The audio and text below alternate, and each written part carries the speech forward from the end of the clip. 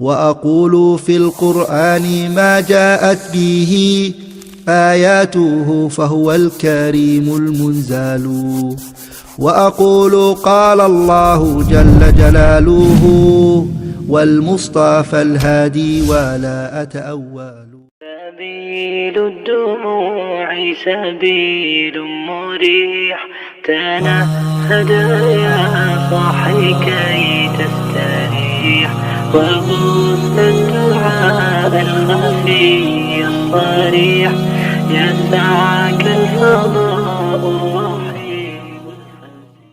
أعوذ بالله من شرور وسيئات أعمالنا، من يهده الله فلا مضل له ومن يضلل فلا هادي له، وأشهد أن لا إله إلا الله وحده لا شريك له، وأشهد أن محمدا عبده ورسوله. أما بعد، فإن خير الحديث كتاب الله، وخير الهدي هدي محمد صلى الله عليه وسلم، وشر الأمور محدثاتها، وكل محدثة بدعة، وكل بدعة ضلالة، وكل ضلالة في النار.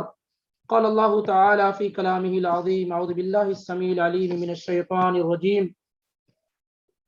يا أيها الذين آمنوا إذا قمتم إلى الصلاة فاغسلوا وجوهكم وأيديكم إلى المرافق وامسحوا برؤوسكم وأرجلكم إلى الكعبين. سبحانك لا علم لنا إلا ما علمتنا إنك أنت العليم الحكيم. رب اشرح لي صدري ويسر لي أمري واحلل عقدة من لساني يفقه قولي. رب زدني علما، اللهم رب زدنی علما. آج انشاءاللہ رب العالمین باب الوضو سے کچھ روایات اللہ کی توفیق سے آپ کے سامنے پیش کرنے کی کوشش کی جائے گی۔ وضو اگر واو کے فتحے کے ساتھ پڑھتے ہیں تو مطلب ہوتا ہے وہ پانی جس سے وضو کیا جائے، اور واو کے ضمہ کے ساتھ پیش کے ساتھ اگر پڑھتے ہیں تو وضو کرنا یعنی عمل، ایکٹ۔ یہاں پر اللہ رب العالمین نے جو آیت ابھی آپ کے سامنے پڑھی گئی ہے سورہ مائدہ کی آیت نمبر 6، اس کو آیت الوضو اور تیمم بھی کہتے ہیں، کیونکہ اس آیت میں اللہ رب العالمین نے وضو اور تیمم کا ذکر کیا ہے۔ سب سے پہلے سورہ مائدہ کی آیت نمبر 6 ہم اس کا ترجمہ کر لیتے ہیں، پھر آگے بات انشاءاللہ رب العالمین بڑھتی ہے۔ اللہ تعالیٰ نے کہا: یا ایھا الذین آمنوا اذا قمتم الی الصلاۃ، اے مومنو جب تم نماز کے لیے کھڑے ہو یعنی جب نماز پڑھنے کا ارادہ کرو، فاغسلوا وجوہکم تو اپنے چہروں کو دھل لو، وایدیکم اور اپنے ہاتھوں کو، الی المرافق مرفق تک یعنی کہنیوں تک، وامسحوا برؤوسکم اور اپنے چہروں کا مسح کرو، وارجلکم الی الکعبین اور اپنے پیروں کو ٹخنوں سمیت دھلو۔ یہ آیت ہے جس میں اللہ رب العالمین نے وضو کرنے کا حکم دیا ہے اور اس کا طریقہ بیان کیا ہے۔ اسی کی ڈیٹیل اور تفصیلات احادیث شریفہ کے اندر اللہ کے نبی علیہ الصلوۃ والسلام نے بیان فرمائی ہے۔ وضو ایک اہم عبادت ہے، اور ایک بڑی ہی اہم عبادت وضو پر ڈیپینڈ ہے، صلاۃ اور نماز۔ بغیر صحیح وضو کے نماز انسان کی نہیں ہو سکتی ہے۔ سعید بن زید رضی اللہ تعالی عنہ کی روایت ہے: لا صلاۃ لمن لا وضوء لہ، کوئی نماز نہیں ہے جس کا وضو نہ ہو، یعنی بغیر وضو کے کوئی نماز نہیں ہے۔ اس حدیث کو امام ترمذی نے، امام ابن ماجہ نے اور اسی طریقے سے امام احمد نے روایت کیا ہے۔ اور ابو ہریرہ رضی اللہ تعالی عنہ سے مروی ہے کہ اللہ کے رسول صلی اللہ علیہ وسلم نے فرمایا: لا يقبل اللہ صلاۃ احدکم اذا احدث حتى يتوضا، کہ اللہ رب العالمین تم میں سے کسی کی بھی نماز کو قبول نہیں کرتا جب اس کو وضو کی ضرورت ہو، اس کو حدث لاحق ہو جائے یعنی اس کا وضو ٹوٹ جائے، مگر کب؟ حتی یتوضا، یہاں تک کہ وہ وضو کر لے، یہاں تک کہ وہ وضو کر لے۔ تو نماز वजू के बगैर क्या है, कबूल नहीं हो सकती हैं। आइए चंद रिवायात आपके सामने जिक्र की जा रही हैं वजू की फजीलत के मुतालिक, ताकि हमें इस बात का एहसास हो सके या हमें इस बात का इल्म हो सके कि वजू खुद सेपरेट एक इबादत है। ये तो नमाज के लिए ज़रूरी है ही, उसके साथ ही साथ वजू एक सेपरेट इबादत है और ये इतना बेहतरीन अमल है कि इसकी वजह से अल्लाह रब्बुल आलमीन अपनी रहमतों बरकतों के ख़जाने वजू करने वालों के लिए खोल देता है, जो सही तरीके से वजू करते हैं या वजू के साथ अपना अक्सर औकात गुजारते हैं। सबसे पहली रिवायत देखते हैं अबू हुरैरा रज़ियल्लाहु ताला अन्हु से।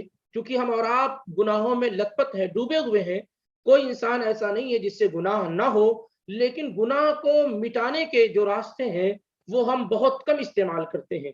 गुनाह तो हम खूब करते हैं, थोक से करते हैं और बगैर किसी परवाह के करते हैं, लेकिन उसे मिटाने और उसे इरेज करने के जो तरीके अल्लाह रब्बुल आलमीन ने और अल्लाह के नबी अलैहिस्सलातु वस्सलाम ने बयान फरमाए हैं, उन तरीकों को हम बरूए कार नहीं लाते, उसे इस्तेमाल नहीं करते हैं। आइए, वजू उन इबादात में से है जिसकी वजह से बंदे के गुनाह मिटाए जाते हैं, इरेज कर दिए जाते हैं, खत्म कर दिए जाते हैं।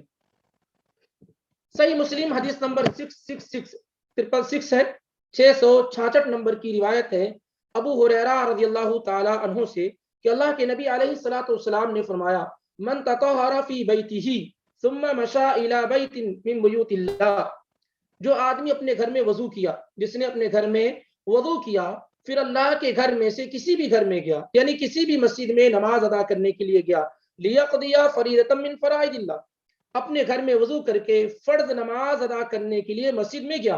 क्योंकि मस्जिद में सिर्फ फर्ज नमाज अदा की जाएगी, मस्जिद में सिर्फ फर्ज नमाज अदा की जाएगी। सुन्नतों का मस्जिद में पढ़ना यह सुन्नत के खिलाफ है। सुन्नतों का मस्जिद में अदा करना यह सुन्नत के खिलाफ है। क्योंकि अल्लाह के नबी अलैहिस्सलातु वस्सलाम ने कहा, अफज़लु सलातिल मर्इ फी बैतिही इल्लल मक्तूबा, आदमी की सबसे बेहतरीन नमाज उसके घर में है, सबसे अफजल और सवाब वाली नमाज उसके घर में है सिवाय फर्ज नमाज के। तो फर्ज नमाज के अलावा सुन्नतें वित्र वगैरह जो मस्जिदों के अंदर पढ़ने का एक आम रिवाज होता जा रहा है, चाहे वो पहले की सुन्नत हो या बादिया सुन्नत, ये सब नबी अलैहिस्सलातु वस्सलाम की सुन्नत और आपके तरीके के खिलाफ है और ये वो अमल है जो बहरहाल पसंदीदा नहीं है। हमें चाहिए कि हम सुन्नत को सुन्नत के मुताबिक पढ़ें और वो ये है कि सुन्नतों को घरों के अंदर पढ़ें। इससे बहुत सारी बरकतें नाजिल होंगी, बच्चों के अंदर शऊर पैदा होगा, नमाज का एक चलन होगा, शैतान से दूरी होगी और इसी तरीके से घर के लोगों में नमाज की एक आदत पड़ेगी। तो ये तमाम चीजें बहुत जरूरी है। अलमुहिम ये है कि यहाँ जो बात जिक्र की जा रही है कि नबी अलैहिस्सलातु वस्सलाम ने कहा कि जिसने घर में वजू किया और वजू करने के बाद वो मस्जिद में फर्ज नमाज अदा करने के लिए गया, तो आप देखें अल्लाह के नबी अलैहिस्सलातु वस्सलाम फरमाते हैं, कानत खतवताहु इहदाहुमा तहुत्तु खतीअतन वल उखरा तरफउ दरजतन। सुभान अल्लाह। घर में वजू किया, नमाज के लिए निकला, जाहिर सी बात है दो पैर होते हैं इंसान के, एक पैर उठाता है तो उसके गुनाह मिटाए जाते हैं और दूसरा पैर उठाता है तो उसके दर्जात बुलंद किए जाते हैं। यानी एक वक्त में, एक टाइम में दो चीजें, एक उसके दर्जात बुलंद होते हैं और दूसरे उसके गुनाह मिटाए जाते हैं। आप सोचिए कितनी फजीलत वाला मामला है। लेकिन अगर आदमी जाकर मस्जिद में वजू करे तो फिर इस फजीलत से क्या है, वो महरूम हो जाता है। इसलिए घरों में वजू कीजिए और सुन्नतों को अदा करके घर से निकलिए ताकि ये अज्र और सवाब आपकी झोली में आ सके, आपके पास आ सके। मालूम यह हुआ कि अगर घर में वजू करके आदमी जाता है मस्जिद तो हर कदम के बदले में दर्जात उसके बुलंद होते हैं और गुनाह उसके मिटाए जाते हैं। इसी तरीके से सही मुस्लिम ही की रिवायत है, हदीस नंबर 244 में सैयदना अबू हुरैरा रज़ियल्लाहु ताला अन्हु ही से कि अल्लाह के नबी अलैहिस्सलातु वस्सलाम ने फरमाया, तवज़्ज़अल अब्दुल मुस्लिमु अविल मुमिनु फग़सला वजहहु खरजा मिन वजहिही कुल्ल खतीअतिन नज़र इलैहा बिअैनैहि मअल माइ औ मआखिर क़त्रिल मा। अल्लाह के नबी अलैहिस्सलातु वस्सलाम ने कहा, जब कोई मोमिन या मुस्लिम आदमी वजू करता है और चेहरे को धुलता है तो तमाम गुनाह जो चेहरे से हुए होते हैं, जैसे आंखों वगैरह से, वो पानी के साथ या पानी की आखिरी कतरे के साथ सब गिर जाते हैं सारे गुनाह। ایسے ہی جب ہاتھ دھلتا ہے تو ہاتھ سے گناہ دھل جاتے ہیں، اور اسی طریقے سے جب پیروں کو دھلتا ہے تو پیروں سے جو گناہ ہوئے ہوتے ہیں وہ سب کیا ہے، پانی کے قطروں کے ساتھ گر جاتے ہیں، یہاں تک کہ حتی یخرج نقیا من الذنوب، جب وضو سے فارغ ہوتا ہے تو اس کے چھوٹے چھوٹے سارے گناہ جو ہاتھ سے، جو پیروں سے، جو چہروں سے ہوئے ہوتے ہیں، ان تمام سے وہ کیا ہے، بالکل پاک و صاف اور کلین ہو جاتا ہے۔ ایسے ہی صحیح مسلم کی روایت حدیث نمبر 251 نمبر کی، یہ بھی ابو ہریرہ رضی اللہ تعالی عنہ سے ہی مروی ہے، کہتے ہیں کہ اللہ کے نبی علیہ الصلوۃ والسلام نے فرمایا الا ادلکم علی ما یمحو اللہ به الخطایا ویرفع به الدرجات، نبی پاک صلی اللہ علیہ وآلہ وسلم نے فرمایا کیا میں تمہیں ایسی چیز نہ بتاؤں جس کے ذریعے سے اللہ تمہارے گناہوں کو مٹا دے اور تمہارے درجات کو، گریڈ کو بلند کر دے؟ صحابہ نے کہا اللہ کے نبی ضرور بتائیے صلی اللہ علیہ وسلم۔ تو آپ صلی اللہ علیہ وسلم نے فرمایا اسباغ الوضوء علی المکاری، ناگواری کی حالت میں، سختی اور پریشانی کے عالم میں مکمل وضو کرنا۔ پانی بہت گرم ہے، گرمی کا دن ہے، مشکل ہوتی ہے وضو کرنے میں، لیکن وہ پورے اعضائے وضو کو صحیح طریقے سے دھلتا ہے۔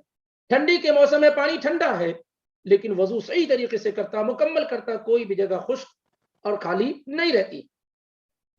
تو آپ نے ایک چیز یہ بتائی، وَكَثْرَةُ الْخُطَىٰ إِلَى الْمَسَاجِدِ، اور کثرت سے مسجدوں کی طرف آنا، یعنی زیادہ سے زیادہ مسجدوں کی طرف چل کر کے آنا، چھوٹے چھوٹے قدموں کے ساتھ آنا، ایسا دوڑ کر نہیں آنا چاہیے، چھوٹے چھوٹے قدموں کے ساتھ مسجدوں میں آنا چاہیے۔ وَانْتِظَارُ الصَّلَاةِ بَعْدَ الصَّلَاةِ، اور ایک نماز کے بعد دوسری نماز کا ویٹ کرنا، انتظار کرنا، یہ وہ عمل ہے جس سے اللہ رب العالمین گناہوں کو مٹا دیتا ہے اور گریڈ اور درجات کو بلند کر دیتا ہے۔ اور اس عمل کا ثواب کیا ہے؟ فَذَلِكُمُ الرِّبَاطُ فَذَلِكُمُ الرِّبَاطُ، مزید یہ ہے کہ یہ عمل ایسے ہی ہے جیسے کوئی آدمی اسلامی سرحدوں کی حفاظت پر مامور ہو۔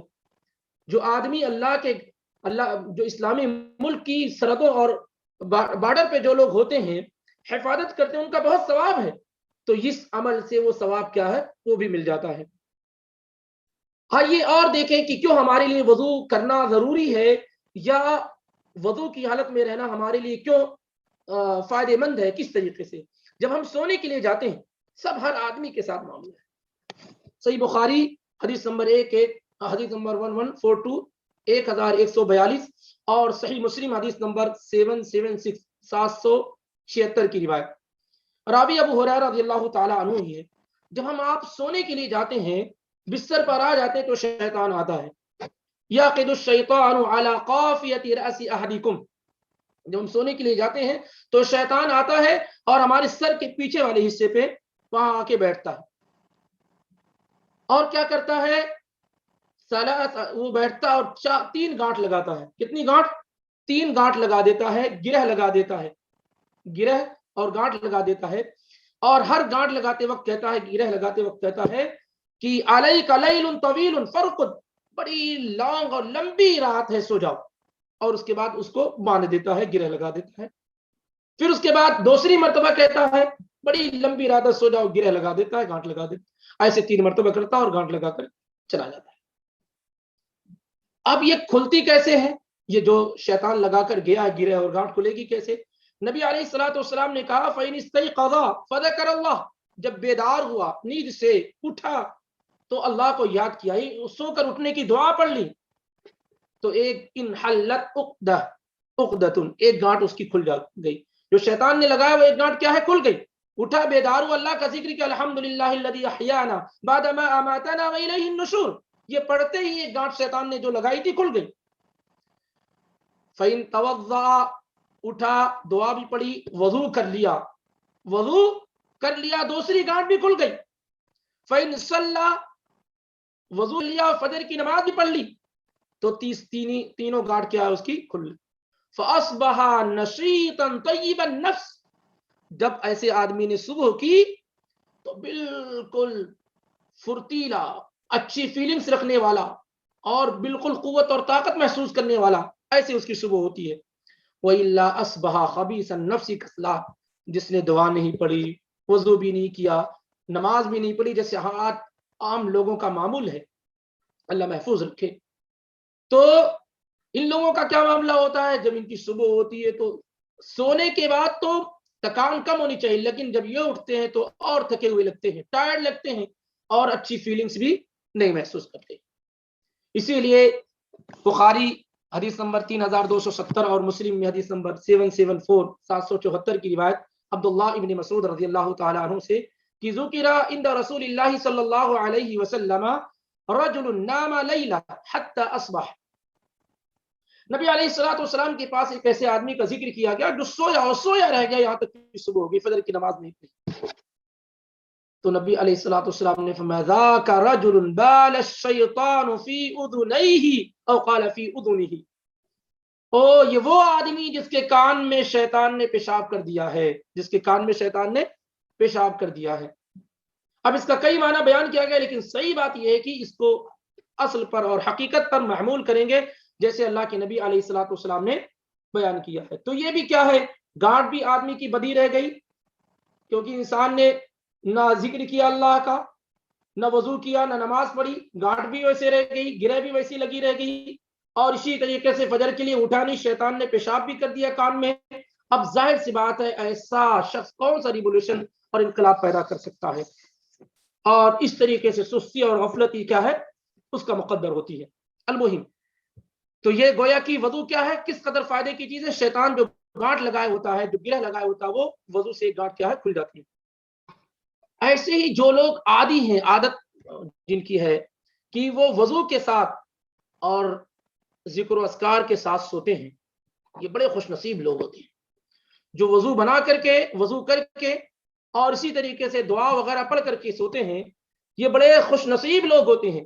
معاذ ابن جبل رضی اللہ تعالی عنہ کی روایت سنن ابو داؤد حدیث نمبر 5042 5042، اور اسی طریقے سے مسند احمد کے اندر حدیث نمبر 22092 22092، اور ابن ماجہ میں بھی روایت موجود ہے 3881 3881 میں کہ اللہ کے نبی علیہ الصلوۃ والسلام نے فرمایا ما من مسلم یبیت علی ذکر طاہرہ، کوئی مسلمان آدمی جو رات میں اللہ کا ذکر کر کے اور وضو کر کے سوتا ہے، وضو کر کے اور اللہ کا ذکر کر کے سوتا ہے، رات گزارتا ہے، فیتعار من اللیل، رات کے کسی حصے میں اس کی نیند کھل جاتی ہے، بیدار ہو جاتا ہے، فیسأل اللہ خیرا من الدنیا والآخرہ، اور ہاتھ اٹھا کر کے اللہ سے دنیا اور آخرت کی بھلائی طلب کرتا ہے، الا آتاہ ایاہ، تو اللہ تعالیٰ اسے وہ بھلائی دے دیتا ہے. گویا کہ ذکر و اذکار کر کے اور وضو کر کے سونا اور رات کے کسی حصے میں انسان کا بیدار ہو جانا اور اللہ کی بارگاہ میں دعا کر لینا، یہ قبولیت کا وقت، یہ وہ عمل ہے جس سے دعائیں قبول ہوتی ہیں. تو یہ بھی بڑے فائدے کا سودا ہے کہ آدمی ذکر و اذکار اور وضو کر کے سوئے اور رات کے کسی حصے میں اگر وہ بیدار ہو جائے تو اللہ رب العالمین سے دنیا اور آخرت کی بھلائی طلب کرتا ہے تو اللہ تعالیٰ اسے کیا ہے نواز دیتا ہے، اللہ تعالیٰ اسے نواز دیتا. اور اللہ کے نبی علیہ الصلوۃ والسلام کی عادت کریمہ بھی تھی، بخاری وغیرہ اور مسلم میں روایت موجود ہے برا ابن عازب رضی اللہ تعالیٰ عنہ سے کہ آپ صلی اللہ علیہ وسلم نے فرمایا اذا آتیت مضجعک، جب تم اپنے بستر پر آؤ، فتوضا وضوءک للصلاۃ، تو جیسے نماز کے لیے وضو کرتے ہو ایسے ہی وضو کر کے سو. یہ بڑا بہترین عمل، اللہ تعالیٰ ہم تمام لوگوں کو توفیق عطا فرمائے. اس سے شیطان کے خدشات اور اس کے حملے اور برے خیالات، یہ ساری کی ساری چیزوں سے انسان کیا ہے محفوظ ہو جاتا ہے اگر وہ رات میں وضو کر کے سوتا ہے. اور یہ عام چیز نہیں ہے وضو کرنا، تو اللہ کے نبی علیہ الصلوۃ والسلام نے ایمان والوں کا سمبل، مومنوں کا سمبل، نشانی اور علامت قرار دیا ہے. یعنی باوضو رہنا یہ کیا ہے، ایمان والوں کی نشانی ہے، پہچان ہے. نبی علیہ الصلوۃ والسلام نے کہا، سنن ابن ماجہ کی روایت ہے حدیث نمبر 277 277، اور مسند احمد میں بھی روایت موجود ہے حدیث نمبر 22436 میں 22436 کی. صحابی ہیں ثوبان رضی اللہ تعالیٰ عنہ جو اللہ کے نبی علیہ الصلوۃ والسلام کے آزاد کردہ غلام ہیں. وہ کہتے ہیں کہ اللہ کے نبی علیہ الصلوۃ والسلام نے فرمایا وَاعْلَمُوا أَنَّ خَيْرَ أَعْمَالِكُمْ الصَّلَاةُ، جان لو کہ تمہارے عمل میں سب سے بہترین عمل صلاح نماز ہے. آدمی کوئی بھی عمل کرتا ہے نماز سے بہتر عمل نہیں ہو سکتا، سب سے بہترین عمل نماز. اور آگے کیا کہا آپ نے، وَلَا يُحَافِظُ عَلَى الْوُضُوءِ إِلَّا مُؤْمِنٌ، اور وضو پر محافظت، ہمیشگی، کنٹینیوٹی صرف مومن آدمی ہی کر پاتا ہے.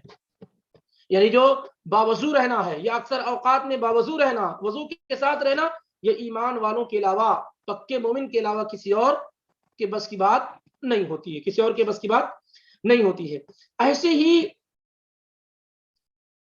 اللہ کے نبی علیہ السلام، وضو آدمی جب بھی بنائے، جیسے جس وقت وضو ٹوٹ جائے اس کا اور وضو بنائے، اور وضو کے بعد جو سنت الوضو ہے، وضو کی سنت یا وضو بنانے کے بعد جو نماز پڑھنا ہے، یہ بھی بہت ثواب کا کام ہے۔ بلال ابن ابی رباح الحبشی رضی اللہ تعالیٰ عنہ، جو مشہور اور اعلیٰ درجے کے صحابی، جنتی صحابی ہیں، تو اللہ کے نبی علیہ الصلوۃ والسلام نے ان سے کہا، فجر کے سے کچھ پہلے کی بات یا فجر کے وقت کہا ان سے۔ ابو ہریرہ رضی اللہ تعالیٰ عنہ کی روایت ہے، بخاری کے اندر موجود ہے، حدیث نمبر 1149 1149 کی روایت ہے کہ ان نبی صلی اللہ علیہ وسلم قال لبلال عند صلاة الفجر، نبی علیہ الصلوۃ والسلام نے فجر کے وقت بلال سے کہا، یا بلال حدثنی بارجا عمل عملته فی الاسلام، اسلام میں جو سب سے زیادہ امید والا عمل جو تم نے کیا، کہ سب سے زیادہ اللہ سے امید ہے کہ اس عمل کی وجہ سے اللہ تمہیں بخش دے گا، تمہیں جنت دے دے گا، اس عمل کو بتاؤ۔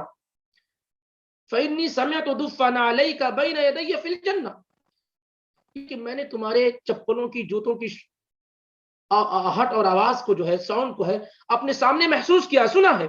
آپ نے رات میں خواب دیکھا اور آپ دیکھ رہے ہیں کہ بلال جنت کے اندر جو ہے، آپ ان کے چپلوں کی اور ان کی آہٹ کی آواز کو سن رہے ہیں۔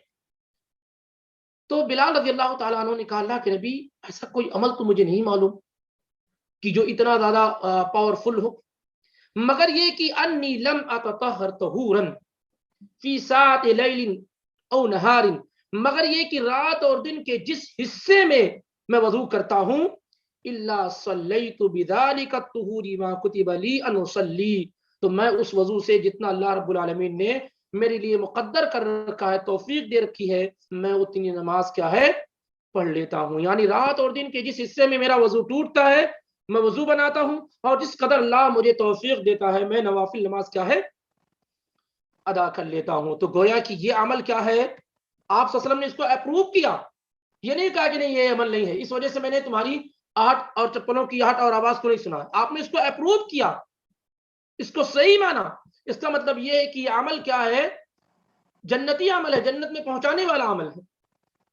اور ایسے ہی عقبہ رضی اللہ تعالی عنہ کی روایت ہے، عقبہ بن عامر رضی اللہ تعالیٰ عنہ کی، مسلم کے اندر روایت موجود ہے، حدیث نمبر 234 کی روایت ہے، 234 کی، کہ اللہ کے نبی علیہ الصلوۃ والسلام نے فرمایا، ما من مسلم یتوضأ فیحسن وضوءه ثم یقوم فیصلی رکعتین، کوئی مسلمان آدمی جو وضو کرتا اور اچھے سے وضو کیا، مکمل وضو کیا، اور وضو کرنے کے بعد 2 رکعت اس نے نماز ادا کر لی، مقبل علیہما بقلبی وجہ،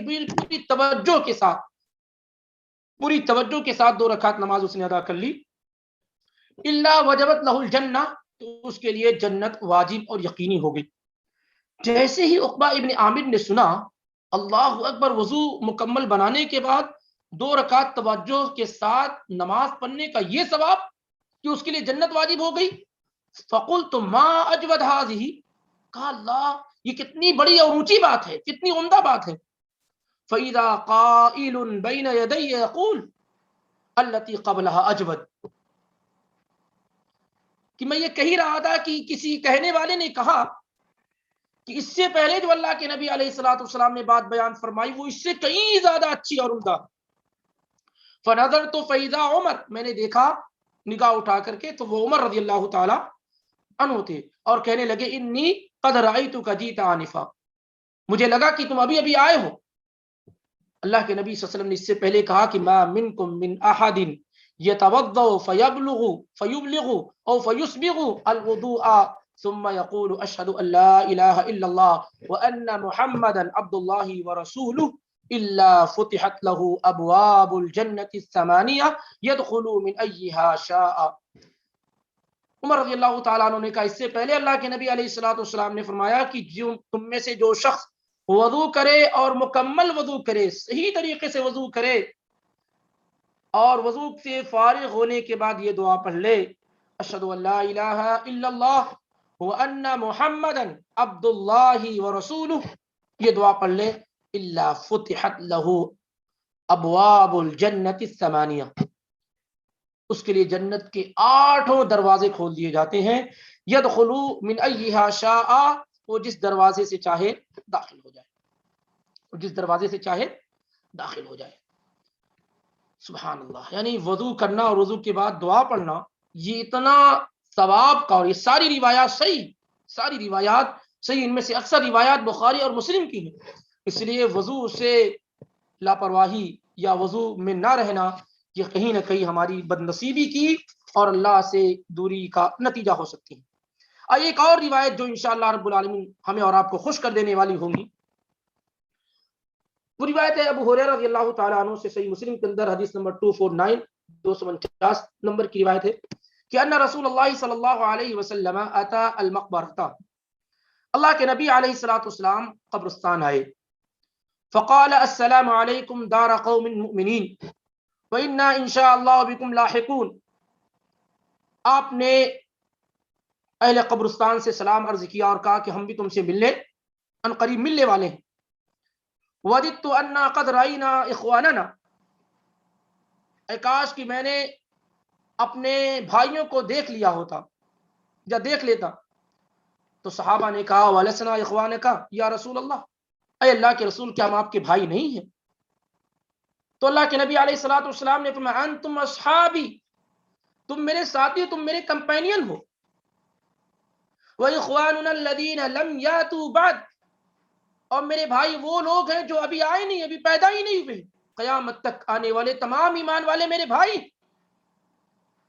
فوراً صحابہ نے سوال کیا کیف تعرف من لم یاتی بعد، کیف تعرف من لم یاتی بعد من امتک، اے اللہ کے پیغمبر قیامت کے دن تو بہت ساری امتیں ہوں گی، آپ نے ہمیں تو دیکھ لیا، ہمیں پہچان لیں گے، میں عمر ہوں، عثمان، علی، فلاں فلاں ہوں، قیامت تک آنے والے تمام ایمان والوں کو آپ کیسے جانیں گے حشر کے میدان میں کہ میری امت کے لوگ ہیں؟ وہاں تو موسیٰ، عیسیٰ اور ابراہیم، اسماعیل، اسحاق، یعقوب سارے لوگوں کی امتیں ہوں گی، کیسے آپ جانیں گے؟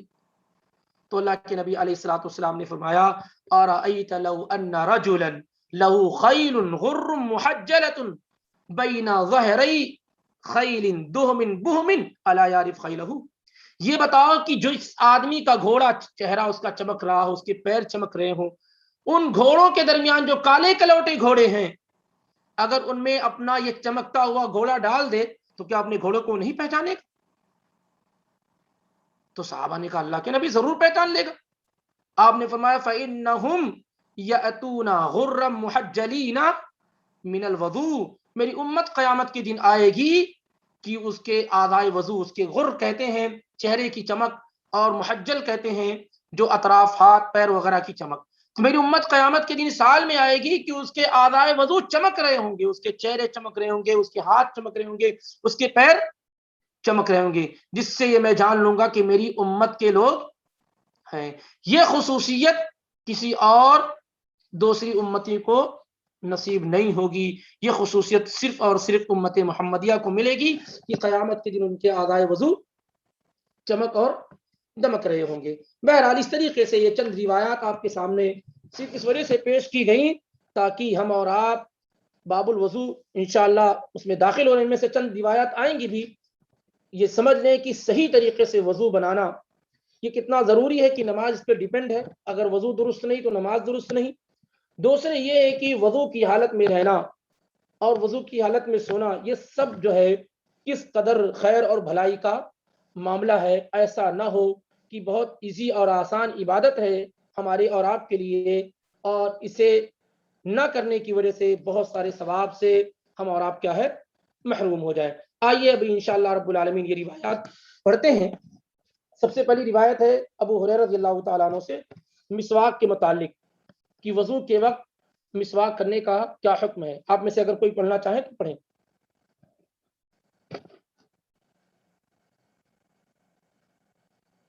جی پڑھیے۔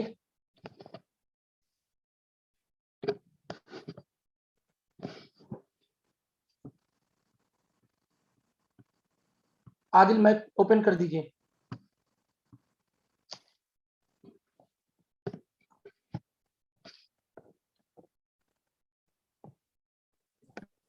عن أبي هريرة رضي الله تعالى عنه عن رسول الله صلى الله عليه وسلم أنه قال لولا أن أشق على أمتي لأمرتهم بالسواك مع كل وضوء. أخرجه مالك وأحمد والنسائي وصححه ابن خزيمة وذكره البخاري تعليقا. جزاک اللہ خیر.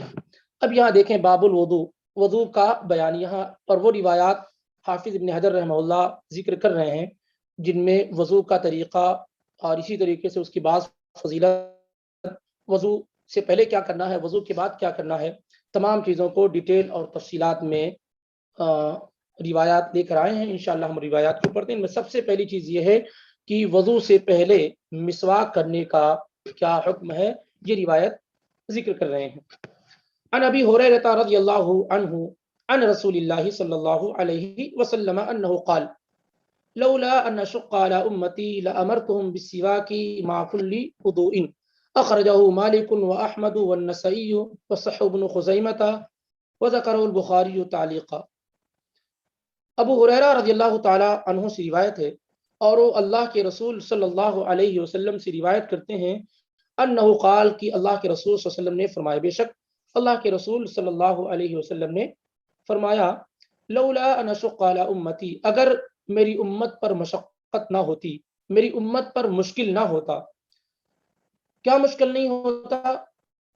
مسواک کرنا. لامرتهم بالسواک مع كل وضوء، تو میں انہیں ہر وضو کے وقت، ہر وضو کے ساتھ مسواک کا حکم دیتا. یعنی یہ عمل اگر میری امت کے لیے مشکل نہ ہوتا کہ ہر وضو کے لیے مسواک کرنا ایک مشکل چیز ہے، آپ فرماتے ہیں اگر یہ میری امت کے لیے مشکل نہ ہوتا تو میں انہیں ہر وضو کے ساتھ مسواک کرنے کا حکم دیتا. اس حدیث کو روایت کیا ہے امام مالک نے موطا کے اندر، ان کی کتاب موطا ہے، اور سب سے صحیح کتاب بخاری اور مسلم سے پہلے موطا ہی ہے. موطا بہت سارے لوگوں نے لکھی ہے، ان میں ایک ابو حنیفہ رحمہ اللہ کے شاگرد امام محمد بن حسن الشیبانی ہیں، 189 ہجری میں ان کی وفات ہوئی، انہوں نے بھی موطا لکھی، لیکن جو موطا مشہور ہے، معروف ہے، وہ امام مالک کی موطا ہے. تو امام مالک نے روایت کیا ہے موطا کے اندر، حدیث نمبر 115 ہے، اور اسی طریقے سے امام احمد نے روایت کیا ہے، حدیث نمبر 9928 ہے، اور اسی طریقے سے امام نسائی نے روایت کیا ہے سنن الکبریٰ کے اندر. سنن الکبریٰ کے اندر امام نسائی کی دو کتاب ہے، سنن الصغریٰ الکبریٰ. تو عام طور سے سنن الصغریٰ جو ہے یا سنن المجتبیٰ جو ہے وہی مشہور اور معروف ہوتی ہے، لیکن یہاں پر جس کتاب کا ذکر ہے وہ سنن الکبریٰ ہے، اور اس میں حدیث نمبر 3043 ہے، یعنی 3043. اور اسی طریقے سے ابن خزیمہ بھی روایت موجود ہے، حدیث نمبر 140 ہے. وذکر البخاری تعلیقاً، اور بخاری، امام بخاری نے بھی اس روایت کو نقل کیا ہے لیکن تعلیقاً روایت کیا ہے، یعنی ایسی حدیث جو معلق ہو، لٹکی ہوئی ہو. معلق کس کو کہتے ہیں؟ معلق کی ڈیفینیشن اور تعریف یہ ہے کہ ایسی حدیث جس کے شروع سے ایک یا ایک سے زیادہ راوی ساقط ہوں، یعنی جس میں روایت بیان کرنے والے شخص یا امام اپنے استاد کا یا اپنے استاد کے استاد کا یا اسی طریقے سے کئی لوگوں کا نام جو ہے حذف کر دیں، چھوڑ دیں. جیسے مثال کے طور پہ امام بخاری اپنے استاد کا ذکر چھوڑ کر کے اپنے استاد کے استاد کو کہیں، یا اسی طریقے سے اور آگے، یا اسی طریقے سے ڈائریکٹ قال رسول اللہ صلی اللہ علیہ وسلم. تو شروع سند سے ایک راوی یا کئی راوی اگر حذف کر دیے جائیں تو ایسی روایت معلق کہلاتی ہے، اور اس طرح کی روایتیں قابل قبول نہیں ہوتی جب تک کہ اس کی جانچ پڑتال نہ کر دی جائے، اس کی تحقیق نہ کر لی جائے. لیکن امام بخاری رحمہ اللہ نے صحیح بخاری کے اندر بہت ساری ایسی روایات اکٹھا اور جمع کی ہیں جن میں امام بخاری نے سند کو حذف کیا ہے. دو طرح سے موجود ہے بخاری کے اندر، جو تعلیقات البخاری جس کو کہتے ہیں، ان کی تعداد جو روایات ہیں وہ 1341 ہیں، 1341. یہ اتنی روایاتوں ہیں جن کو امام بخاری نے متصل سند کے ساتھ، یعنی اپنے سے لے کے رسول اللہ صلی اللہ علیہ وسلم تک بالکل سند درست ہو اس طریقے سے روایت نہیں کیا. البتہ کبھی ایسا ہوا ہے، یہ زیادہ موسٹلی ایسا ہوا ہے امام بخاری کے ہاں کہ انہوں نے کوئی روایت اگر سند کے ساتھ ذکر کی ہے ایک مرتبہ 2 مرتبہ، تو بسا اوقات اسی روایت کو جب ذکر کرتے ہیں تو سند کو حذف کر دیتے ہیں، سند کو کیا ہے حذف کر دیتے ہیں اختصار کے لیے، تاکہ لانگ اور لمبی نہ ہو جائے بات۔ اس وجہ سے اگر سب کو سمیٹ لیا جائے، جمع کیا جائے، تو روایات کی تعداد بہت کم بچتی ہے، یعنی 1341 یہ تو ایز اے ہول ہے، لیکن اگر ڈیپلی طریقے سے دیکھا جائے تو تقریباً 160 روایات بچتی ہیں جو سند کے بغیر ہیں، یا جس میں سند میں کوئی راوی کیا ہے موجود نہیں ہے۔ اور اس میں بھی امام بخاری 2 طریقے سے، ایک تو یہ جزم کے ساتھ بالکل وثوق کے ساتھ روایت کرتے ہیں، اور جس کبھی کہتے ہیں کہ رویہ، جیسے آپ مشہور روایت ہے کہ ابو ہریرہ رضی اللہ تعالی عنہ اور اسی طریقے سے عبداللہ ابن عمر کانا یخرجان الی السوق فیکبران، کہ ابو ہریرہ رضی اللہ عنہ اور عبداللہ بن عمر رضی اللہ عنہ یہ بازار کی طرف نکلتے تھے اور تکبیر کہتے تھے۔ تو اس روایت کو امام بخاری نے یوں ہی ذکر کیا ہے، سند نہیں لے کر آئے ہیں، حالانکہ دوسری احادیث میں اس کی سند کیا ہے موجود ہے۔ بہرحال معلق کا مطلب یہ ہوا کہ شروع سند سے چین، جو شروع کی جو چین ہے وہاں سے ایک راوی یا ایک سے زیادہ چین آف نریٹرز کو اگر ختم کر دیا جائے اور اس سے اوپر لوگوں سے روایت کی جائے تو ایسی روایت کیا معلق کہلاتی ہے، اور یہ ضعیف روایت کی قسموں میں سے ہے جب تک کہ اس کی جانچ پڑتال نہ کر دی جائے۔ حافظ ابن حجر رحمہ اللہ جو اس کتاب کے بلوغ المرام کے مؤلف ہیں، اور یہ بتایا گیا تھا شروع میں آپ کو کہ بخاری کی سب سے عمدہ شرح، سب سے بہترین طریقے سے ایکسپلین کرنے والے وہ حافظ ابن حجر رحمہ اللہ ہیں، جن کی کتاب فتح الباری ہے، یعنی امام بخاری کو سب سے بہتر طریقے سے جنہوں نے پڑھا ہے وہ حافظ ابن حجر رحمہ اللہ ہے۔ تو انہوں نے بخاری کی بھی شرح لکھی ہے، اور بخاری میں جو تعلیقات البخاری جو روایات معلق ہیں اس کو بھی حافظ ابن حجر رحمہ اللہ نے 5 جلدوں میں 5 والیوم میں تغلیق التعلیق کے نام سے ذکر کیا ہے اور اس پر پوری بحث کی ہے، جس سے یہ نتیجہ نکلا ہے کہ اکثر موسٹلی روایات جس کو امام بخاری نے بغیر سند کے ذکر کیا وہ ساری کی ساری روایات کی سند یا تو امام بخاری ہیں خود موجود ہے بخاری کے اندر، یا پھر دوسرے چین آف نریٹر سے دوسری کتابوں میں وہ موجود ہیں۔ المہم اب یہاں دیکھنا یہ ہے، ابو ہریرہ رضی اللہ تعالیٰ عنہ کا ذکر ہو چکا ہے کئی مرتبہ۔ اس حدیث سے معلوم ہوتا ہے کہ اللہ کے نبی علیہ الصلوۃ والسلام نے امت پر مہربانی کی، اور آپ کس قدر مشفق اور مہربان ہیں اپنی امت پر، صرف اس وجہ سے کہ ہم لوگوں کو یہ پریشانی نہ ہو کہ ہر وضو کے وقت مسواک کرنا یہ پریشانی کا عمل ہے، اس وجہ سے اللہ کے نبی علیہ الصلوۃ والسلام نے اس کا حکم نہیں دیا۔ لیکن سنت آج بھی باقی ہے، سنت کیا ہے آج بھی باقی، آج بھی بہتر طریقہ یہ ہے کہ آدمی وضو کے وقت کیا ہے مسواک کر لے، آدمی وضو کے وقت مسواک کر لے، کیونکہ مسواک کے سلسلے میں بہت ساری روایات موجود ہیں، 100 سے زیادہ روایات، 100 سے زیادہ احادیث، جیسا کہ امام ابن الملقن نے ذکر کیا ہے، ابن الملقن بہت بڑے امام گزرے، انہوں نے ذکر کیا کہ 100 سے زیادہ روایات مسواک کی فضیلت اور مسواک کے تعلق سے آئی ہوئی ہیں، اور 31 سے زیادہ یعنی 31 صحابہ سے زیادہ مسواک کی روایت صحابہ نے کوٹ کی ہے، جن صحابہ میں ابو بکر صدیق ہیں، علی ابن ابی طالب ہیں، ابن عباس ہیں، ابو ہریرہ ہیں، ابن عمر ہیں، ابن عمرو ابن عاص ہیں، عائشہ ہیں، حذیفہ ہیں، زید ابن خالد ہیں، اور انس ابن مالک ہیں، جابر بن عبداللہ ہیں، سالم بن سعد الساعدی ہیں، ابو ایوب انصاری ہیں۔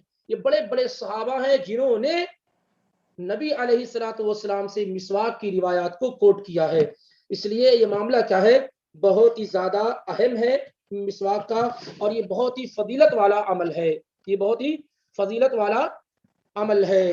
بلکہ عائشہ صدیقہ رضی اللہ تعالیٰ عنہ کی روایت ہے کہ وہ کہتی ہیں کہ اللہ کے نبی علیہ الصلوۃ والسلام نے فرمایا، ابن ماجہ میں یہ روایت موجود ہے، حدیث نمبر 289 ہے، اور اسی طریقے سے نسائی میں، مسند احمد میں، اور حدیث کی دیگر کتابوں میں، کہ اللہ کے نبی علیہ الصلوۃ والسلام نے فرمایا کہ السواک مطہرۃ للفم، مسواک جو ہے، مسواک کرنا یہ منہ کے صفائی کا ذریعہ ہے، ومرضات للرب، اور اللہ کو راضی کرنے کا اور اللہ کو خوش کرنے کا ذریعہ ہے۔ یعنی مسواک کرنے کے 2 اہم بینیفٹس، ایک تو خود اپنا منہ صاف رہتا ہے اور اچھی فیلنگز آتی ہے، دوسرے یہ ہے کہ ہمیں اور آپ کو بنانے والا جو رب ہے وہ بھی مسواک سے کیا ہے راضی اور خوش ہو جاتا ہے، راضی اور خوش ہو جاتا ہے۔ اس وجہ سے مسواک کیا ہے، یہ بہترین عمل ہے۔ یہاں پر یہ ذکر کیا گیا ہے کہ ہر نماز کے وقت، جیسا ہر وضو کے وقت، اور بخاری اور مسلم کی روایت میں، بخاری کی روایت میں یہ ہے کہ اگر میری امت کے لیے مشکل نہ ہوتا لَأَمَرْتُهُمْ بِالسِّوَاكِ عِنْدَ كُلِّ صَلَاةٍ، یہاں وضو ہے، وہاں نماز کا ذکر ہے بخاری کے اندر، تو میں ہر نماز کے وقت کیا ہے مسواک کا حکم دیتا۔ بہت سارے لوگوں نے کہا کہ جس نے وضو میں کر لیا، یعنی نماز کے وضو کے لیے مسواک کا حکم دیتا، لیکن زیادہ صحیح بات یہ ہے کہ دونوں الگ الگ چیز ہیں۔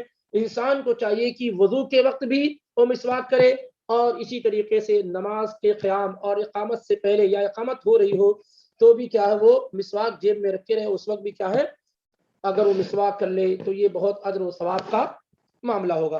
البتہ یہ روایت جس میں یہ کہا گیا ہے کہ جو نماز مسواک کے ساتھ پڑھی جائے وہ 70 گنا زیادہ ثواب رکھتی ہے، یہ روایت درست اور صحیح نہیں ہے، روایت درست اور صحیح نہیں ہے۔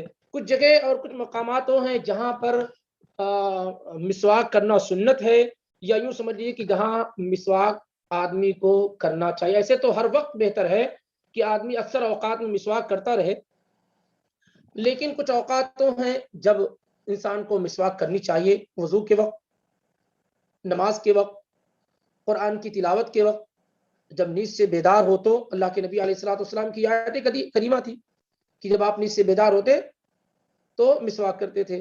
ایسے ہی جب منہ کا ذائقہ، آدمی کوئی ایسی چیز کھا لیا ہو جس سے منہ کے اندر کچھ اسمیل اور بو آ رہی ہو، گوشت وغیرہ اس طرح کی چیزیں، تو کیا ہے اس وقت مسواک کر لے۔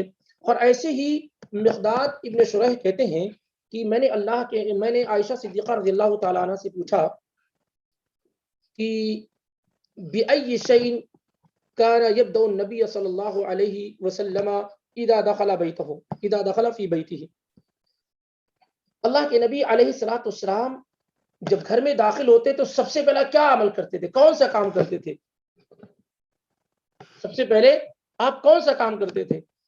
تو عائشہ صدیقہ رضی اللہ تعالی عنہا نے فرمایا کہ بالسواک، سب سے پہلے آپ کیا ہے مسواک کرتے تھے۔ تو آپ جب گھر میں داخل ہوتے تو اس وقت بھی کیا ہے آپ مسواک کرتے تھے۔ بہرحال اس کے علاوہ بہت ساری اس کی فضیلت ہیں، ان مقامات پر خاص طور سے وضو کے وقت، نماز کے وقت، نیند سے بیدار ہوتے وقت، اور قرآن کی تلاوت کے وقت، اور اسی طریقے سے جب منہ کا ذائقہ اس میں بدلنا ہو، یعنی اسمیل وغیرہ آ رہی ہو، یا کوئی ایسی چیز کھا لیا ہو بندہ جس سے پیاز وغیرہ ہے، لہسن وغیرہ ہے، اس طرح کی چیزیں، تو ایسے موقع پر مسواک کرنی چاہیے۔ گھر میں جب داخل ہو اس وقت بھی کیا ہے مسواک کرنی چاہیے۔ بہرحال اس سے معلوم ہوتا ہے کہ وضو کے وقت اور نماز کے وقت انسان کو مسواک کی پابندی کرنی چاہیے۔ یہ الگ بات ہے، یہ واجب اور ضروری نہیں ہے، پر سنت ہے، اور جو اس آدمی کے لیے آسان ہو وہ یہ عمل ضرور کرے۔ اور مسواک کے لیے بات معلوم ہونی چاہیے کہ ضرور نہیں کہ کوئی خاص کوئی بھی درخت کی لکڑی جو نرم ہو، جس کے کوئی نقصان نہ ہو یا فائدہ ہو اس کا، اس طریقے سے جیسے یہاں الگ ہے اپنے پاس الگ ہے، تو کوئی بھی لکڑی استعمال کی جا سکتی جو منہ کی صفائی کا ذریعہ ہو، ضروری نہیں کہ پرٹیکولر کوئی ایک چیز، بلکہ سواک ہر اس چیز کو کہتے ہیں جس سے منہ کی صفائی کی جائے۔ اسی وجہ سے ٹوتھ پیسٹ وغیرہ کو بھی کیا ہے، برش وغیرہ کو بھی مسواک کہا جا سکتا ہے، اس میں کوئی حرج نہیں، الا یہ کہ وہ جو ہے عام حالات میں سو کر اٹھنے کے بعد تو مناسب ہے یا دوسرے، لیکن یہ کہ مسجد وغیرہ میں یا وضو کے وقت ایک وہ ٹف کام ہوگا تو لکڑی کی مسواک زیادہ مناسب ہوگی۔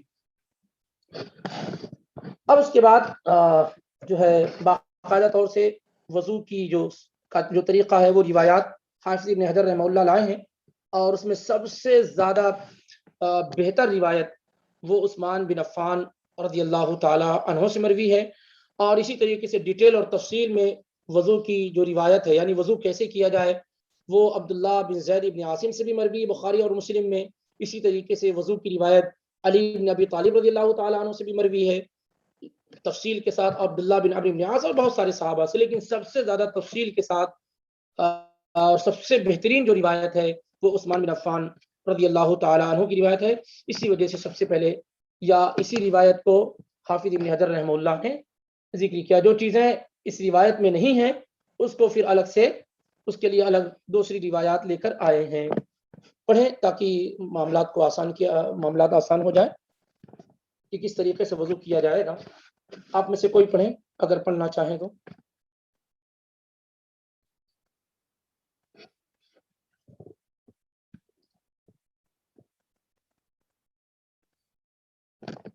ٹھیک ہے، دیکھیں وعن حمران مولا عثمان رضی اللہ تعالی عنہ ان عثمان دعا بوضوء فغسل كفيه 3 مرات ثم تمضمض واستنشق ثم غسل وجهه 3 مرات ثم غسل يده اليمنى إلى المرفق 3 مرات ثم اليسرى مثل ذلك ثم مسح برأسه ثم غسل رجله اليمنى إلى الكعبين 3 مرات ثم اليسرى مثل ذلك ثم قال رأيت رسول الله صلى الله عليه وسلم توضأ نحو وضوء هذا متفق علیہ. یہ روایت دیکھیں عثمان بن عفان رضی اللہ تعالی عنہ سے.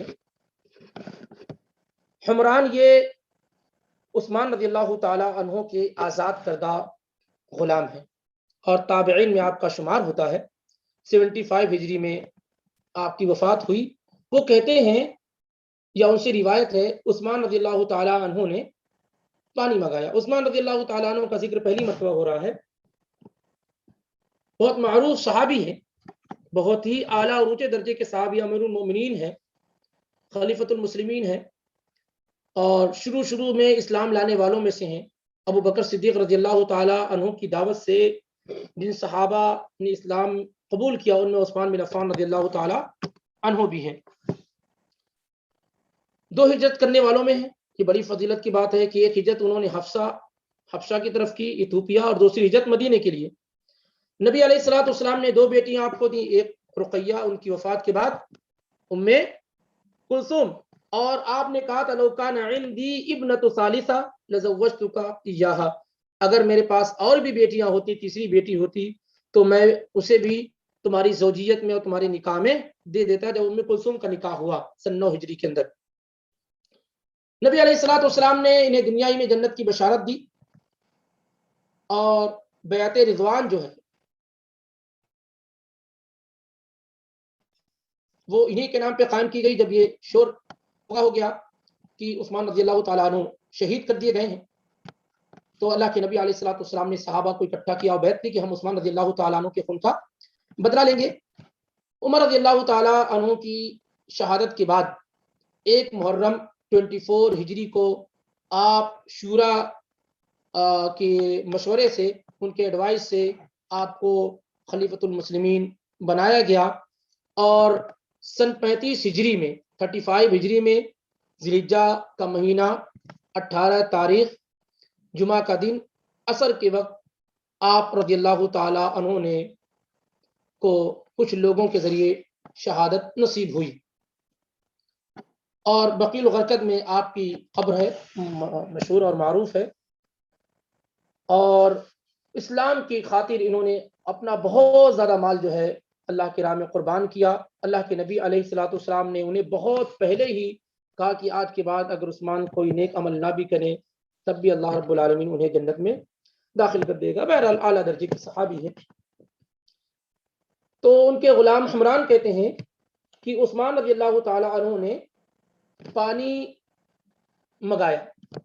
ان عثمان دعا بوضوء, انہوں نے پانی طلب کیا, وضو کا پانی طلب کیا اور وضو کر کے دکھلایا کیسے وضو کیا جائے, کیونکہ بہت ساری عبادات ایسی جس کے لیے پریکٹیکل ہونا ضروری ہے, پریکٹیکل کر کے بتایا جائے کہ کس طریقے سے. ایسا نہیں کہ ہر چیز جو ہے اورلی بتائی جائے, بلکہ بہت ساری چیزیں ایسی ہوتی ہیں جس میں پریکٹیکل کی ضرورت ہوتی ہے. ان میں جو ہے وضو ہے, نماز ہے, یہ وہ عبادات ہے جن میں پریکٹیکل بتانے سے لوگوں کو بات آسانی سے سمجھ میں آ جاتی ہے.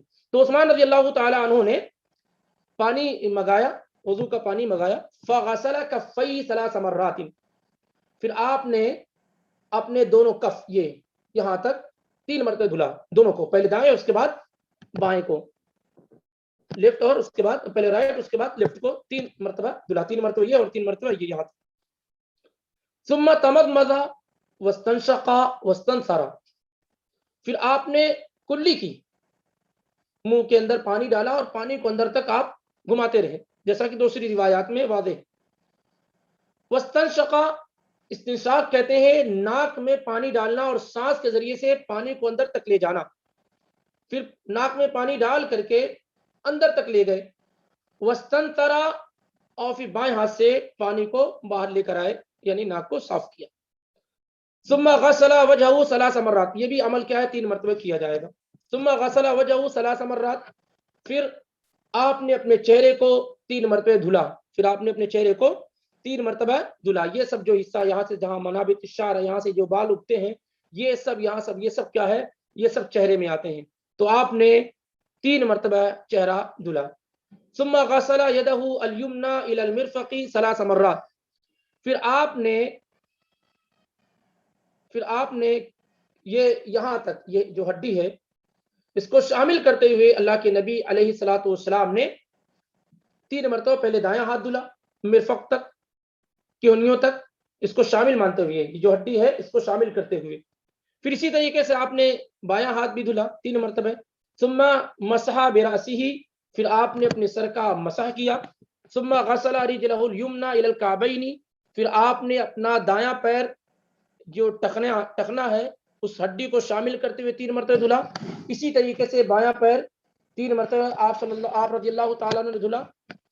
اس کے بعد آپ نے فرمایا کہ رأیت رسول اللہ صلی اللہ علیہ وسلم توضأ نحو وضوء هذا، میں نے اللہ کے رسول صلی اللہ علیہ وسلم کو ایسے ہی وضو کرتے ہوئے دیکھا ہے. میں نے اللہ کے نبی علیہ الصلوۃ والسلام کو ایسے ہی وضو کرتے ہوئے دیکھا ہے. اس کے بعد آپ نے یہ بھی کہا جو حافظ ابن حجر رحمہ اللہ نے یہاں ذکر نہیں کیا ہے، پھر آپ نے کہا کہ ثم قام فرکع رکعتین، پھر جو شخص کھڑا ہوا اور 2 رکعت نماز اس نے پڑھی، لا يحدث فیہما نفسہ، جس میں اس نے نماز کے علاوہ کسی اور چیز میں غور و فکر نہیں کیا، یعنی پوری دل جمعی کے ساتھ، پوری توجہ کے ساتھ اس نے 2 رکعت نماز ادا کی.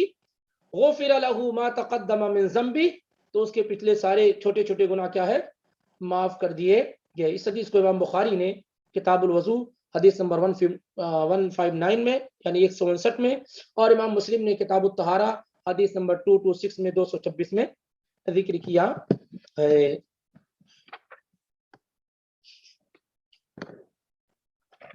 اس میں اس روایت سے بہت ساری چیزیں معلوم ہوتی ہیں، جیسے یہ ہے کہ آدمی وضو کے کرتے وقت کسی کا سہارا لے سکتا ہے، کسی سے پانی طلب کر سکتا ہے، اپنے سے چھوٹوں سے پانی منگا سکتا ہے، یا وضو کر رہا ہے تو ان سے پانی گروا سکتا ہے. یہ ساری کی ساری چیزیں کیا ہے، اس سے معلوم ہوتی ہیں. اور وضو کا ایک طریقے سے سب سے واضح جو طریقہ ذکر کیا گیا ہے وہ حدیث عثمان بن عفان رضی اللہ تعالی عنہ میں ذکر کیا گیا ہے. اور یہاں پر یہ بھی معلوم ہو رہا ہے کہ تمام اعضائے وضو کو انہوں نے 3 مرتبہ دھلا ہے، تمام اعضائے وضو کو انہوں نے 3 مرتبہ دھلا، اور یہی سنت ہے اور اسی میں زیادہ ثواب ہے. الا یہ کہ 1 مرتبہ اور 2 مرتبہ دھلنا بھی آپ صلی اللہ علیہ وسلم ثابت ہے، بخاری اور مسلم میں. ہو سکتا ہے انشاءاللہ آگے روایت آئے یا اس پہ گفتگو ہوں گی. لیکن 3 مرتبہ سے زیادہ دھلنا جائز نہیں ہے، 3 مرتبہ سے زیادہ اعضائے وضو کو دھلنا جائز نہیں ہے. یعنی کوئی آدمی چہرہ 4 مرتبہ دھلے یا اسی طرح ہاتھ 4 مرتبہ دھلے، یہ جائز نہیں ہے. نبی علیہ الصلوۃ والسلام نے کہا ھذا الوضوء فمن زاد علی ھذا فقد اساء وتعدى وظلم، یہ وضو کا طریقہ ہے، جس نے اس پر زیادہ کیا اس نے برا کیا، ظلم کیا اور حد سے آگے بڑھ گیا، جیسا کہ نسائی وغیرہ اور ابن ماجہ وغیرہ میں یہ روایت موجود ہے. تو اس سے زیادہ کیا ہے، 3 مرتبہ سے زیادہ دھلنا یہ جائز اور درست نہیں ہے، 3 مرتبہ سے زیادہ جائز اور درست نہیں ہے. آگے کی روایت دیکھتے ہیں، کیونکہ اس میں حدیث عثمان رضی اللہ تعالیٰ عنہ میں صرف یہ بتایا گیا کہ آپ نے سر کا مسح کیا، کتنی مرتبہ کیا یہ نہیں بتایا گیا. تو علی رضی اللہ تعالیٰ عنہ کی جو حدیث آ رہی ہے اس میں یہ بتایا جا رہا ہے کہ کتنی مرتبہ آپ صلی اللہ علیہ وسلم نے وضو کی سر کا مسح کیا ہے. جی کوئی پڑھنے والا ہے آپ میں سے؟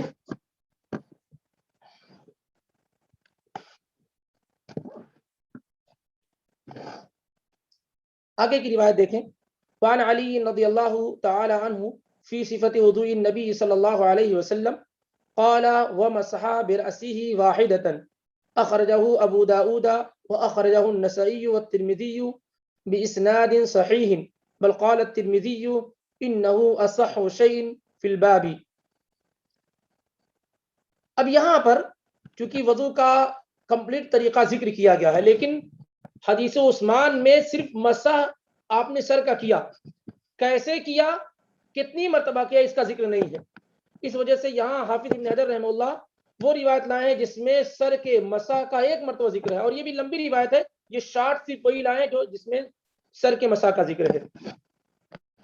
یہ روایت علی بن ابی طالب رضی اللہ تعالی عنہ سے آپ کا ذکر بھی پہلی مرتبہ آ رہا ہے، اس سے پہلے آپ کی کوئی روایت نہیں گزری ہے۔ آپ اللہ کے نبی علیہ الصلوۃ والسلام کے چچا کے لڑکے، آپ کے کزن، چچا زاد بھائی، اور فاطمہ رضی اللہ تعالی عنہا کے شوہر، آپ کے داماد بھی، اور اسی طریقے سے آپ کی نواسی امامہ بنت زینب، جب فاطمہ رضی اللہ تعالیٰ عنہا کی وفات ہو گئی تو اس کے بعد علی رضی اللہ تعالیٰ عنہ نے اپنی سالی یعنی زینب بنت محمد صلی اللہ علیہ وسلم کی بیٹی امامہ، جن کو لے کر اللہ کے نبی علیہ الصلوۃ والسلام نماز وغیرہ ادا کرتے تھے، ان سے نکاح فرمایا، تو کئی رشتہ بنتا ہے۔ اور یہ نبوت کے سے 10 سال پہلے اسلام قبول کیے، یعنی جب آپ نبی بنائے گئے تو وہ ان کی عمر کیا ہے، نہیں پیدا ہوئے، نبوت سے 10 سال پہلے پیدا ہوئے، یعنی جب آپ نبی بنائے گئے تو اس وقت ان کی عمر 10 سال تھی، اور اللہ کے نبی علیہ الصلوۃ والسلام نے آپ کی کفالت کی، کیونکہ آپ کے چچا ابو طالب غریب تھے، ان کے بچے زیادہ تھے۔ آپ نے اپنے چچا عباس کو کہا کہ چلتے ہیں، ابو طالب کے پاس ان کی اولاد کافی ہیں، کچھ آپ لے لیتے ہیں، ایک کو میں لے لیتا ہوں۔ تو عباس رضی اللہ تعالیٰ عنہ گئے، انہوں نے ایک بچے کو لے لیا اور ان کی پرورش کرنے لگے، اور ایک بچے علی رضی اللہ تعالیٰ عنہ کو اللہ کے نبی علیہ الصلوۃ والسلام نے لے لیا، اور یہ مکمل طور سے بچپن سے ہی اللہ کے نبی علیہ الصلوۃ والسلام کی تربیت میں رہے، تمام غزوات میں شریک رہے سوائے غزوہ تبوک کے۔ غزوہ تبوک کے موقع پر اللہ کے نبی علیہ الصلوۃ والسلام نے انہیں گھر میں چھوڑ رکھا تھا، اس وجہ سے تاکہ وہ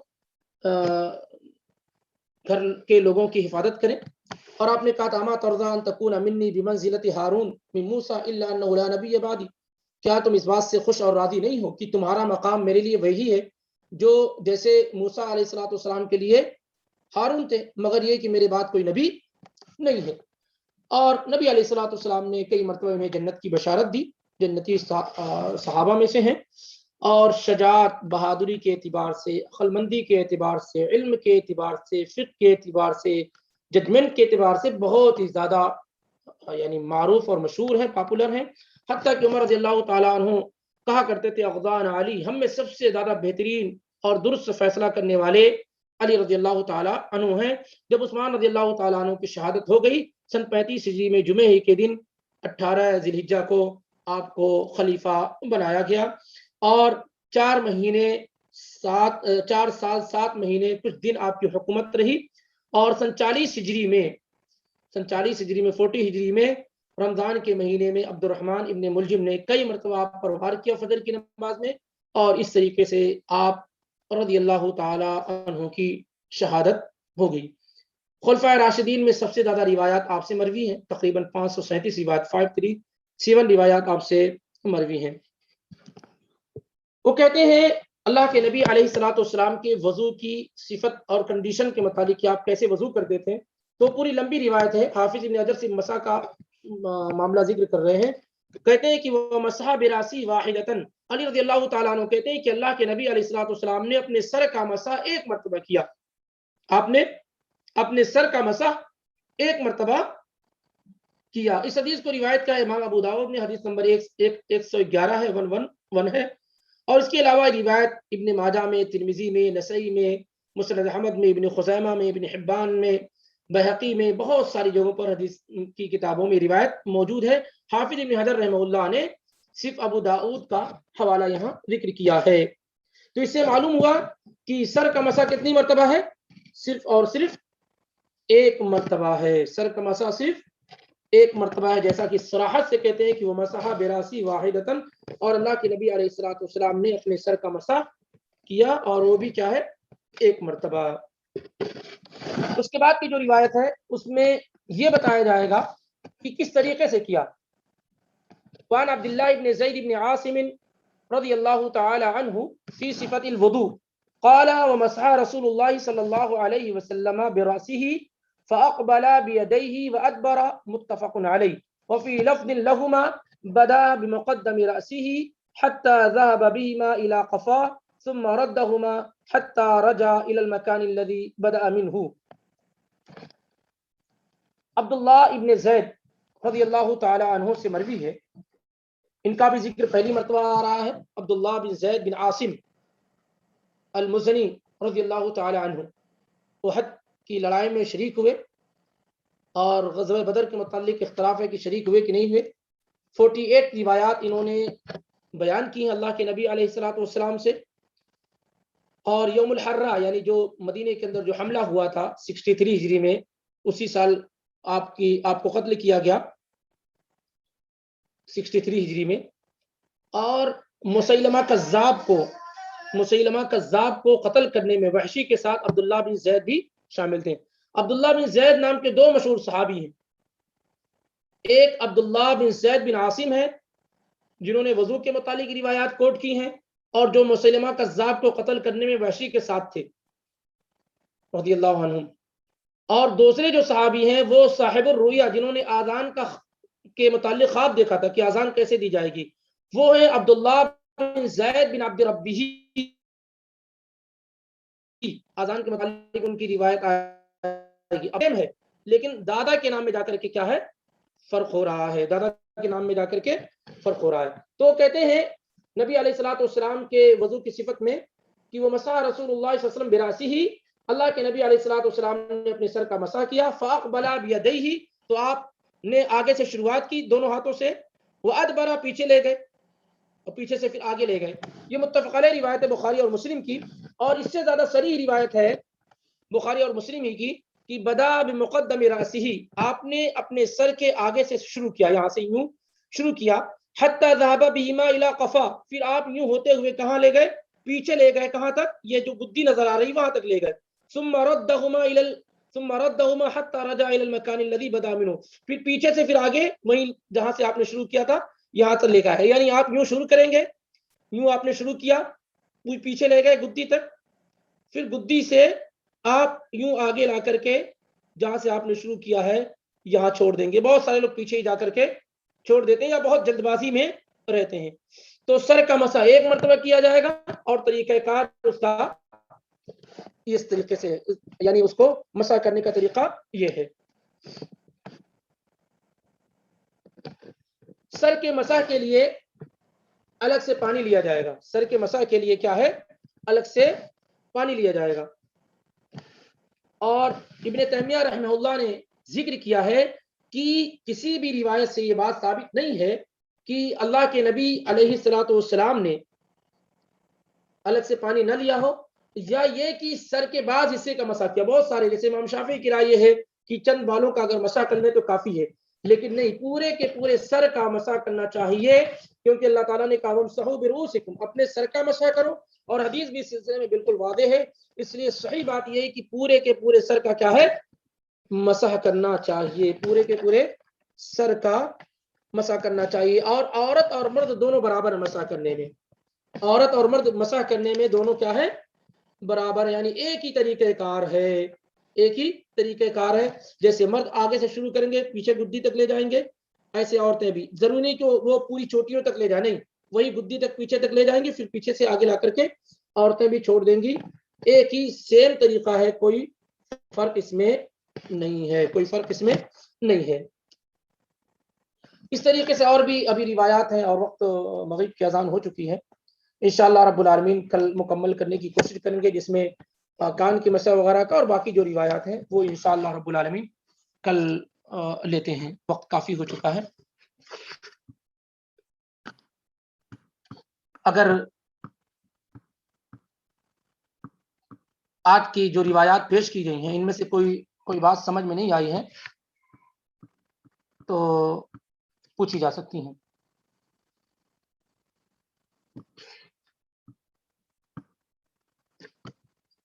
دوسری بات یہ ہے کہ بہتر یہ ہے کہ ہم جو کچھ پڑھ رہے ہوں اسے اشارے میں جو چیزیں اہم ہوں اس کو لکھ لیں، اور اسی طریقے سے ہر مہینے میں ایک ہلکا سا ایک ٹیسٹ ہو جائے.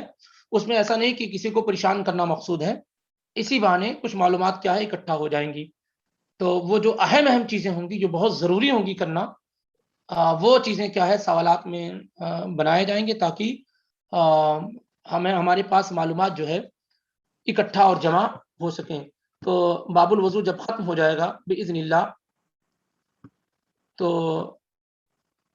اللہ نے چاہا تو کل کوشش کریں گے ختم ہونے کی. تو ایک ایگزام فرائیڈے کو یا اسی طرح تھرسڈے کو ہلکا سا ایک ٹیسٹ رکھ دیں گے گوگل کے ذریعے سے، اور انشاءاللہ وہ فائدے مند ہوگا. اور ایسا کوئی مسئلہ سوال میں ایگزام میں ایسا کچھ بھی نہیں ہوگا جس سے آپ کو پریشانی ہو. سب ایگزام ایسے ہی ہوں گے جس سے صرف آپ کو فائدہ ہوگا. یعنی نالج کو امپروو کرنے کے لیے، نالج کو بڑھانے کے لیے ہی وہ ٹیسٹ کیے جائیں گے. کسی کو پریشان کرنا وغیرہ یہ مقصد ہرگز نہیں ہوگا. تو آپ تیاری بھی کرتے رہیں تاکہ آنے والے فرائیڈے میں انشاءاللہ جمعے کو ایک ہلکا سا ٹیسٹ رکھ دیا جائے، تاکہ جو معلومات ہیں وہ ہمارے پاس اکٹھا اور کلیکٹ ہوتی رہیں. ٹھیک ہے.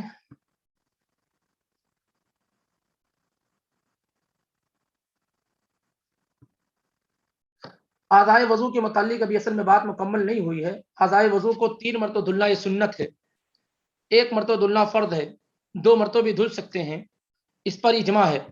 اور اسی طریقے سے بخاری کی روایت میں یہ بھی ہے کہ آپ نے 1 مرتبہ دھلا، بخاری کی روایت میں یہ بھی ہے کہ آپ نے 2 مرتبہ دھلا، اور اکثر روایت یہ ہے کہ آپ نے اعضائے وضو کو 3 مرتبہ دھلا، سوائے مسح کے. مسح ایک ہی مرتبہ کیا جائے گا، مسح ایک ہی مرتبہ کیا جائے گا. تو انشاءاللہ صبر کریں، آگے وہ روایت آئیں گی، نہیں بھی آئیں گی تو روایت ذکر کی جائیں گی. لیکن یہ اجماع نہیں، یہ پوری روایت ہے. کیونکہ بسا اوقات اگر انسان کے پاس پانی کم ہو تو 1 مرتبہ دھل لینا اس کا کیا ہے، کافی ہے. بسم اللہ کے بغیر وضو ہو جائے گا، لیکن بسم اللہ کے ساتھ وضو کرنا چاہیے. یہ بھی روایت آئے گی انشاءاللہ. یہ بھی روایت کیا ہے، آخر میں آ رہی ہیں. وہ تھوڑی ترتیب نہیں ہے، ترتیب اس اعتبار سے نہیں ذکر کی گئی ہیں. تو وہ روایت موجود ہے بسم اللہ کی، لیکن آخر میں ہے. تو روایت آئیں گی. لیکن یہ سوال یہ ہے کہ بغیر بسم اللہ کے وضو درست ہوگا؟ بالکل درست ہوگا. آج کل کے واش روم میں وضو کر سکتے ہیں کیونکہ وہ ایریا ایک الگ ہوتا ہے اور وضو وغیرہ کرنے والا ایریا الگ ہوتا ہے، کر سکتے ہیں، کوئی مسئلہ نہیں. تاہم یہ ہے کہ اگر باہر بھی جگہ ہو تو وہ زیادہ بہتر ہے. شک کی جگہوں سے بچنے میں زیادہ فائدہ ہے.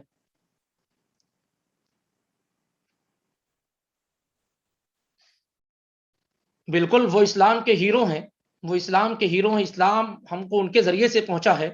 وہ اللہ کے نبی علیہ الصلوۃ والسلام، ہمیں جو اللہ کے نبی صلی اللہ علیہ وسلم سے محبت ہے یا جو آپ صلی اللہ علیہ وسلم کے متعلق ہمیں معلومات ملی وہ تو صحابہ ہی سے ملی ہیں. تو اہم جو صحابہ ہیں جو زیادہ پاپولر اور مشہور ہیں، جیسے ابو بکر ہیں، عمر ہیں، عثمان ہیں، علی ہیں، جو بڑے بڑے صحابہ ہیں، عائشہ ہیں، اسماء ہیں، نبی صلی اللہ علیہ وسلم کی بیویاں ہیں. تو ایک ہلکا سوال تو ہونا ہی چاہیے، ایک ہلکا سوال کیا ان کے متعلق آنا ہی چاہیے.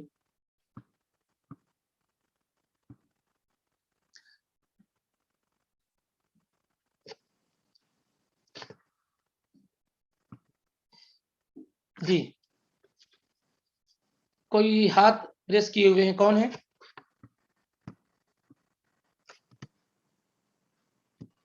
تیزی کے ساتھ کریں کیونکہ یہاں اذان ہو گئی ہے، 10 منٹ میں جماعت کھڑی ہونے والی ہے.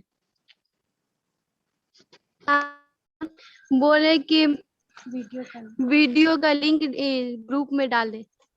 ٹھیک ہے، ٹھیک، اب شری انشاءاللہ باذن اللہ آ جائے گی.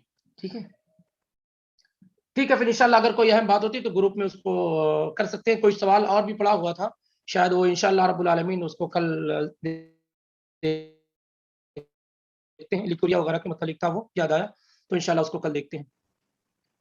ٹھیک ہے،